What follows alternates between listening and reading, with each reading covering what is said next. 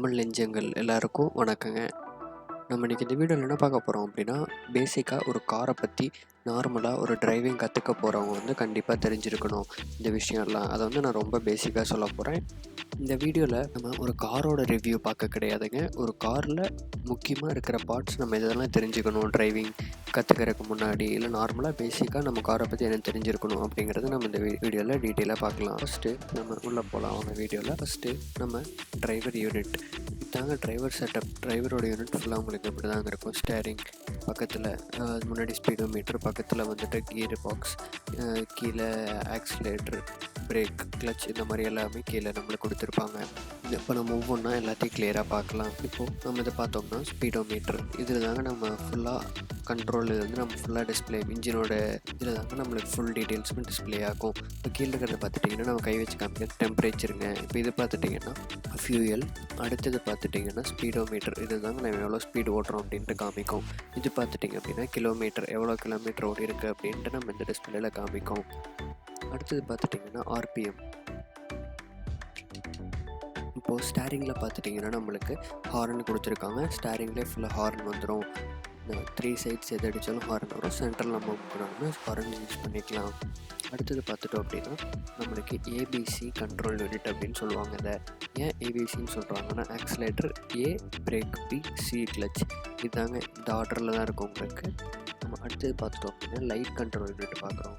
இதில் பார்த்திங்கன்னா முன்னாடி ஹெட்லைட்ஸு, இண்டிகேட்டர்ஸ், எல்லா கண்ட்ரோலுமே நம்மளுக்கு இதில் தாங்க இருக்கும். இண்டிகேட்டர், இப்போ நான் இண்டிகேட்டர் போட்டேன், உங்களுக்கு இண்டிகேட்டர்ஸ் இது பாருங்கள். அடுத்தது நம்ம பார்த்துட்டோம் அப்படின்னா வைப்பர் கண்ட்ரோல் யூனிட்டுங்க. வைப்பர் கண்ட்ரோல் யூனிட் முன்னாடி மழை பெஞ்சிச்சுன்னா நம்ம வைப்பர் போடுவோம் இல்லைங்களா, அந்த வைப்பர் கண்ட்ரோல் யூனிட் தாங்க இது.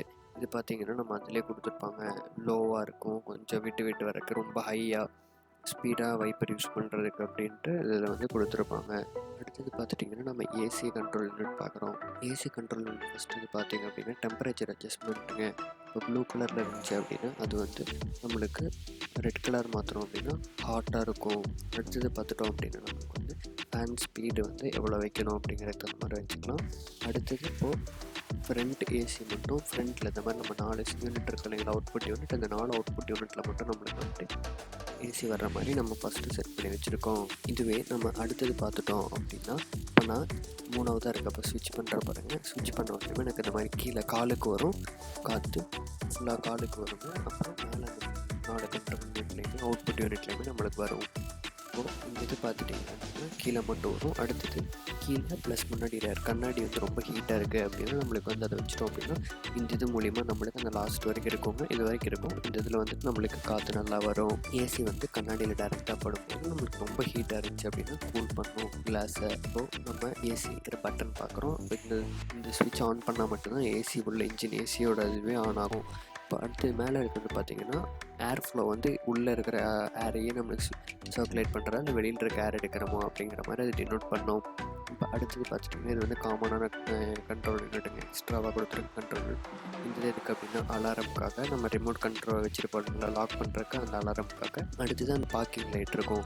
ஹெட்லைட்டு கீழே 2 சின்ன லைட் கொடுத்துருப்பாங்க இல்லைங்களா, பார்க்கிங் லைட், அந்த லைட்டுக்காக.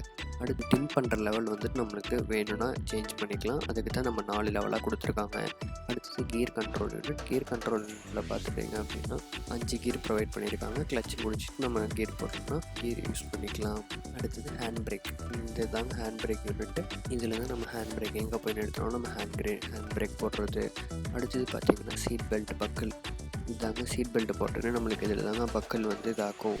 இதாங்க மியூசிக் யூனிட், நம்ம இதில் தான் நம்ம மியூசிக் கேட்போம். அடுத்து அந்த இது பார்த்துட்டிங்கன்னா ஸ்ட்ரைட்டாக போகிறக்கான இண்டிகேட்டர், பார்க்கிங் இண்டிகேட்டர் அப்படின்னு கூட சொல்லலாம். அடுத்தது டைம் டெம்பரேச்சர்லாம் நம்மளுக்கு வந்து முன்னாடி நோட் பண்ணியிருக்காங்க. இது வந்து மிரர் அட்ஜஸ்ட்மெண்ட் வருது. அதை அட்ஜஸ்ட் பண்ணோன்னா நம்மளுக்கு சைட் மிரர் வந்து நம்ம உள்ள கிளாஸ் இறக்கி விட்டு தான் நம்ம உள்ள ஃபுல்லாக அட்ஜஸ்ட் பண்ணோம் அப்படின்ட்டு இல்லை, நம்ம இதை வச்சு ஃபுல்லாக அட்ஜஸ்ட் பண்ணிக்கலாம் உள்ளே இருக்கிறத வச்சு. இது விண்டோ அண்ட் டோர் கண்ட்ரோல் யூனிட்டுங்க. அந்த 4 ஸ்விட்ச் இருக்குது இல்லைங்களா, இந்த ஃபஸ்ட்டு 4 ஸ்விட்ச் பார்த்துட்டிங்கன்னா 4 விண்டோவுக்குமே யூஸ் பண்ணுறது.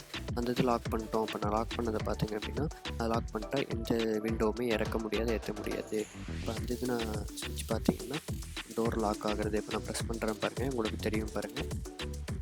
அடுத்தது wiper and water spray unit. நம்ம முன்னாடி கிளாஸ்க்கு வாட்டர் ஸ்ப்ரே பண்ணுறதுக்கு நான் முன்னாடி வைப்பர் கண்ட்ரோல் யூனிட்லேயே நம்ம இதை வந்து ஃபுல்லாக வைப்பர் கண்ட்ரோல் யூனிட்க்கு வந்து இதுதான் இதுதான் நம்மளுக்கு வந்து வைப்பர். இதான் ரொம்ப பேசிக்காக நம்ம தெரிஞ்சிக்க வேண்டிய விஷயம். கண்டிப்பாக உங்களுக்கு இந்த விஷயம் ஓரளவுக்கு காமனாக அந்த பேர் தெரிஞ்சு எது எந்தெந்த இடத்துல இருக்குதுன்னு தெரிஞ்சாலே போதும். இதெல்லாம் எந்தெந்த இடம் பார்ட்ஸ் எதுக்கு யூஸ் ஆகுது அப்படின்னு தெரிஞ்சாலே போதும். நீங்கள் தாராளமாக கார் டிரைவிங்க்கு வந்து நீங்கள் ஸ்டார்ட் பண்ணலாம். கார் டிரைவிங்க்கு போகிறக்கு முன்னாடி உங்களுக்கு இதெல்லாமே தெரிஞ்சுக்கிச்சு அப்படின்னா கொஞ்சம் ஈஸியாக இருக்கும் யூஸ் பண்ணுறதுக்கு. அங்கே போய் நீங்கள் இதெல்லாம் லேர்ன் பண்ணிவிட்டு கார் ட்ரைவ் பண்ணுறது லேர்ன் பண்ணிவிட்டு சைமல்டேனியஸாக எல்லாத்தையுமே பண்ணுறது கொஞ்சம் கஷ்டமாக இருக்கும். அதனால் இதை நீங்கள் கற்றுக்கிட்டு போய் நீங்கள் மறுபடியும் அதெல்லாம் கற்றுக்கிட்டீங்கன்னா ரொம்ப ஈஸியாக இருக்கும். இது ரொம்ப பேசிக்கான ரிவ்யூ தான். என்னடா தெரிஞ்சது தான் இருக்குது அப்படின்னு நினைப்பீங்க. நிறைய பேத்துக்கு இது தெரியல அப்படின்னு சொல்லியிருக்காங்க, ஃபீல் பண்ணுறாங்க. அதனால தான் அந்த வீடியோ போட்டிருக்கேன். தெரிஞ்சவங்களுக்கு இந்த வீடியோ இக்னோர் பண்ணிக்கோங்க. யூஸ்ஃபுல்லாக இருந்துச்சு அப்படின்னா நம்ம லைக் பண்ணுங்கள், சப்ஸ்கிரைப் பண்ணுங்கள், மற்றவங்க எல்லாத்துக்குமே ஷேர் பண்ணுங்கள். நன்றி.